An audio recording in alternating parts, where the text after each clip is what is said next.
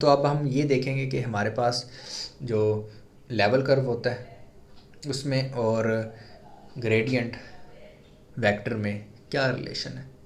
तो हम देखेंगे कि हमें ये पता चलेगा कि जो ग्रेडियंट होता है किसी भी फंक्शन का वो लेवल कर्व के परपेंडिकुलर होता है, यानी लेवल कर्व का जो नॉर्मल वेक्टर होता है वो पैरेलल होता है ग्रेडियंट वेक्टर के।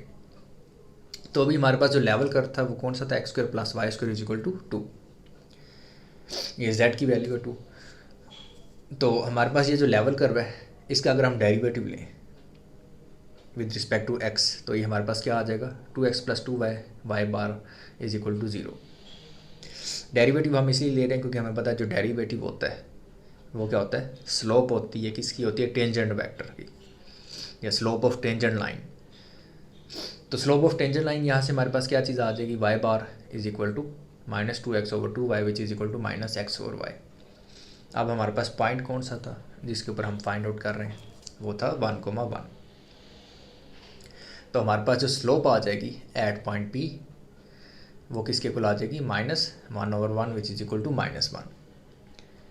अब हमें पता है कि ये जो स्लोप होती है किसकी होती है, ये समय टेंजेंट लाइन की स्लोप होती है जो कि -1 है। तो इसका मतलब ये हो गया हमारे पास जो tan अल्फ़ा किसके इक्वल आ जाएगा, -1 के। ये tan अल्फ़ा क्या चीज़ है, ये टेंजेंट लाइन का एंगल है with x axis. tan alpha के इक्वल, इसको यहाँ पे इसलिए इक्वल किया है ताकि हम इसको ज़रा वेक्टर फॉर्म में लिख सकें, यानी जो टेंजेंट हमारे पास, हम टेंजेंट वेक्टर फाइंड आउट करना चाह रहे हैं। तो लेट्स सपोज अगर हमारे पास कोई वेक्टर v है, एक्स आई हैट प्लस वाई जी हैट, ये वेक्टर v जो है हमारे पास किस डायरेक्शन में है, ये टेंजेंट लाइन की डायरेक्शन में। ये सर्कल के ऊपर जो टेंजेंट लाइन बन रही है एट पॉइंट 1,1 इस सर्कल के ऊपर, ठीक है, ये टेंजेंट लाइन है ना। मैं इस टेंजेंट लाइन के जो ऊपर ये वेक्टर है इस टेंजेंट लाइन के पैरेलल वो फाइंड आउट करना चाह रहा हूँ, यानी टेंजेंट वेक्टर। तो लेट्स सपोज अगर हमारे पास ये वेक्टर है तो इस वेक्टर का एंगल किसके इक्वल होगा, tan theta is equal to y/x। और ये जो एंगल है tan थीटा ये किसके इक्वल मैं करना चाह रहा हूँ, थीटा जो है वो सेम मैं रखना चाह रहा हूँ जो अल्फ़ा एंगल है। तभी ये वेक्टर किस डायरेक्शन में होगा, इस टेंजेंट लाइन की डायरेक्शन में। तो इसका मतलब tan theta y/x which is equal to tan alpha. तो यहाँ से हमारे पास क्या चीज़ आ जाएगी, tan अल्फ़ा किसके इक्वल है, -1 के इक्वल है। तो यहाँ से हमारे पास आ जाता है y इक्वल टू -x। इसका मतलब कि कोई भी ऐसा वेक्टर जिसका x और y की डायरेक्शन वैल्यू उसकी मैग्नीट्यूड सेम हो लेकिन डायरेक्शन ऑपोजिट हो, तो वो वेक्टर क्या होगा, इस टेंजेंट लाइन की डायरेक्शन में होगा। लेट्स सपोज अगर हम पुट करते हैं यहाँ पे x इक्वल 2 तो हमारे पास y किसके इक्वल आ जाता है, -2। तो इसका मतलब हमारा जो टेंजेंट वेक्टर होगा वो क्या बन जाएगा, 2i हैट -2j हैट। ये टेंजेंट वेक्टर है to circle x square plus y square at point 1,1। अब हमने नॉर्मल वेक्टर फाइंड आउट करना है। नॉर्मल वेक्टर हम कैसे फाइंड कर सकते हैं, हमें पता है कि जो नॉर्मल वेक्टर होता है वो टेंजेंट के परपेंडिकुलर होता है, उसकी जो स्लोप होगी वो टेंजेंट वेक्टर के नेगेटिव रेसिप्रोकल के इक्वल होगी, क्योंकि दोनों परपेंडिकुलर होते हैं। तो जो परपेंडिकुलर लाइंस का हमें पता है कि जो परपेंडिकुलर लाइंस होती हैं उनकी जो स्लोप होती है वो एक दूसरे का नेगेटिव रेसिप्रोकल होती है। तो यहाँ से हमारे पास जो नॉर्मल लाइन होगी उसकी स्लोप हम कैसे फाइंड करेंगे, -1 over slope of this tangent line. तो हमारे पास वो क्या आ जाएगी -1 over y p bar which is equal to y p bar की वैल्यू क्या है, -1 है। तो ये हमारे पास आ जाएगा -1 over -1 which is equal to 1। तो स्लोप किसकी आ गई है हमारे पास, नॉर्मल लाइन की। अब हमें नॉर्मल वेक्टर फाइंड आउट करना है। तो नॉर्मल वेक्टर वही होगा जो इस नॉर्मल लाइन के पैरेलल होगा। सेम प्रोसीजर अप्लाई करेंगे, tan alpha is equal to 1। तो वहाँ से हमें अगर ये वेक्टर लेते हैं तो हमारे पास जो tan थीटा इसके इक्वल रखेंगे 1 के इक्वल रखेंगे, तो इसका मतलब y/x हमारे पास 1 के इक्वल आ जाएगा और y इक्वल टू x आ जाएगा। y इक्वल टू x का मतलब ये है कि अगर हमारे पास x इक्वल 2 पुट करें, y इक्वल 2 पुट करें, दोनों अगर सेम कंपोनेंट हो तो हमारे पास यहाँ से वेक्टर क्या बन जाएगा, vn, इसको मैंने कह दिया कि वेक्टर क्या बन जाएगा, 2i hat plus 2j hat. और ये वेक्टर क्या होगा, नॉर्मल होगा इस सर्कल के ऊपर एट पॉइंट 1,1। अब आप ये दो वेक्टर आए हैं हमारे पास, ये टेंजेंट वेक्टर है, ये नॉर्मल वेक्टर है। इनको अब हम कंपेयर करेंगे, जो पीछे हमने अपने वेक्टर्स लिए हैं, यू वेक्टर लिए हैं मुख्तलिफ।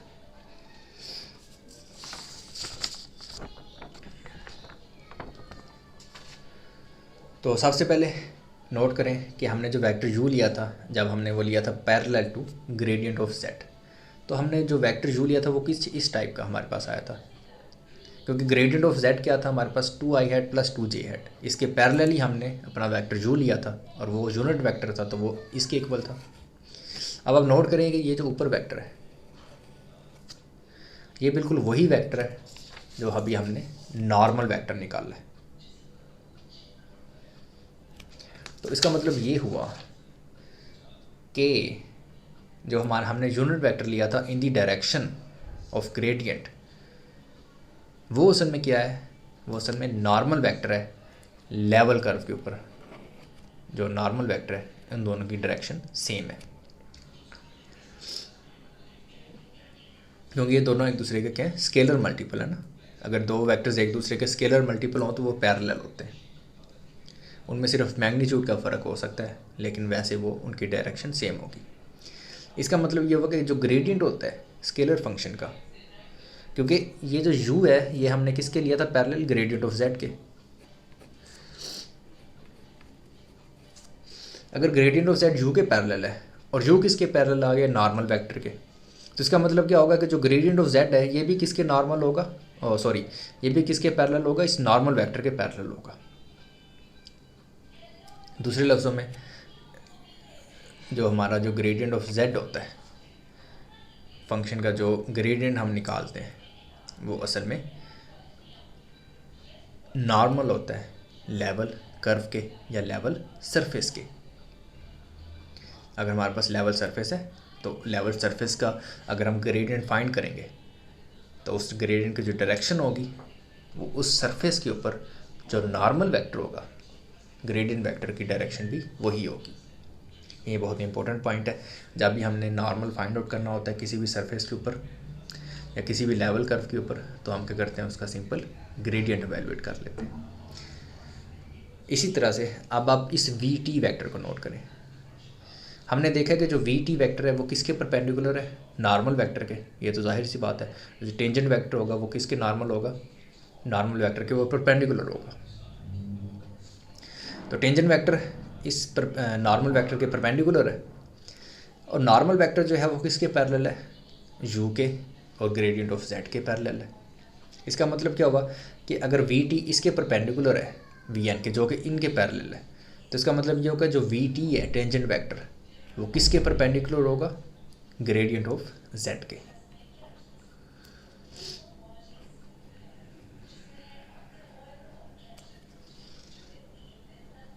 आप इस टेंजेंट वेक्टर का ग्रेडियंट ऑफ जेड के साथ डॉट प्रोडक्ट करके इजीली आप एवेलुएट कर सकते हैं। जो टेंजेंट वेक्टर हमने निकाला था सर्कल के ऊपर, जो टेंजेंट वेक्टर था एट पॉइंट 1,1 वो हमने इसके इक्वल निकाला था, और जो हमने ग्रेडियंट वेक्टर था वो हमारे पास किसके इक्वल था, 2i hat plus 2j hat. ये हमारे पास ग्रेडियंट वेक्टर था। आप इन दोनों का डॉट प्रोडक्ट करके चेक कर सकते हैं जो टेंजेंट वेक्टर है वो किसके परपेंडिकुलर है, ग्रेडियंट के परपेंडिकुलर है। दूसरे लफ्ज़ों में जब हमने ये कहा था कि अगर हम परपेंडिकुलर मूव करते हैं ग्रेडियंट ऑफ जेड के, ये ग्रेडियंट ऑफ जेड है, अगर हम इसके परपेंडिकुलर मूव करते हैं तो असल में किसकी डायरेक्शन में हम मूव कर रहे हैं, हम असल में टेंजेंट वेक्टर जो इस लेवल कर्व के ऊपर टेंजेंट होगा हम उसकी डायरेक्शन में मूव कर रहे हैं। और लेवल कर्व क्योंकि सर्कल है और सर्कल के ऊपर अगर हम हमेशा टेंजेंट में रहेंगे, ठीक है, तो इसका मतलब क्या होगा कि हम असल में किसके ऊपर मूव कर रहे हैं। यहाँ पे इस पॉइंट के ऊपर नॉर्मल जो ग्रेडियंट वेक्टर होगा उसकी डायरेक्शन इस तरह से होगी, इस पॉइंट के ऊपर ग्रेडियंट वेक्टर की डायरेक्शन इस तरह से होगी, इस पॉइंट के ऊपर ग्रेडियंट वेक्टर इस तरह से होगा। और अगर हम इसके परपेंडिकुलर मूव करेंगे टेंजेंट की डायरेक्शन में तो हम हमेशा इस सर्कल के ऊपर रहेंगे। और जब तक हम सर्कल के ऊपर रहेंगे हमारे पास जो इसका डायरेक्शन डेरिवेटिव होगा, रेट ऑफ चेंज होगा, वो भी ज़ीरो ही रहेगा। तो अगली वीडियोस में हम इसको थोड़ा सा जनरली प्रूव करेंगे कि जो ग्रेडियंट होता है वो हमारे पास क्या होता है, हमेशा नॉर्मल होता है। तो अगर आपके पास कोई लेवल सरफेस है F of X Y Z equal to W at W equal to 1, ये डब्ल्यू इक्वल टू 1 के ऊपर लेट्स सपोज ये आपके पास एक लेवल सरफेस है। तो अभी हम पिछले जो रिजल्ट है उसको अगर हम जनरलाइज करें तो हमारे पास क्या चीज़ आती है, पहली तो ये आती है ग्रेडियंट ऑफ एफ क्या चीज़ होगी, maximum rate of increase of W. W का जो मैक्सिमम इंक्रीज होगा रेट वो किस डायरेक्शन में होगा, इस फंक्शन के ग्रेडियंट की डायरेक्शन में। दूसरे लफ्ज़ों में अगर आपके पास ये एक सरफेस है, ये किसी टेम्परेचर को रिप्रेजेंट कर रही है, ठीक है, और इसी तरह से हमारे पास एक और सरफेस आ जाती है इसके ऊपर जो किसी और टेम्परेचर को रिप्रेजेंट कर रही है, यानी ये t इक्वल टू 1 के ऊपर हमारे पास सरफेस है लेट्स सपोज। तो हमारे पास जो मैक्सिमम इंक्रीज होगा जो उसकी डायरेक्शन होगी, अगर हम इस t का क्या निकालें, ग्रेडियंट निकालें, gradient is direction in which temperature increases maximum, और ग्रेडियंट t क्या होगा, इस सरफेस के ऊपर क्या होगा, नॉर्मल होगा। इन चीज़ों को हम ज़रा जनरली अगली वीडियो में प्रूव करेंगे।